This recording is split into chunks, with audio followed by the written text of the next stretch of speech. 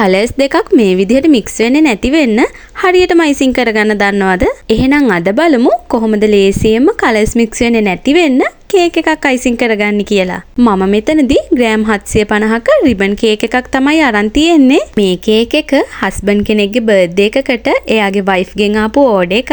මම කලින් හදපු කේක් ඩිසයින් එකක්ම තමයි එයා මට සිලෙක්ට් කරලා ඉවලා තිබුණේ. ඉතින් වෙනද වගේම කේක් එක මුලින්ම සෑන්ඩ්විච් කරලා මේ කරගන්නේ ක්‍රම් කෝට් එක.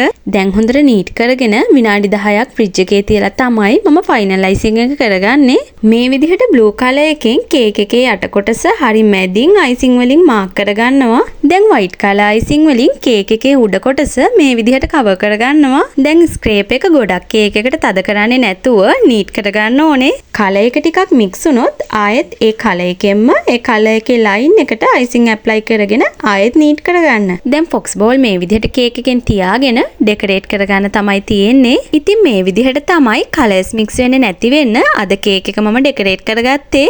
ඉතින් මේක තමයි කේක් එකේ ෆයිනල් ලුක් එක. කේක් එක ලස්සනයි නම් ලයික් එකක් දාන් යන්න.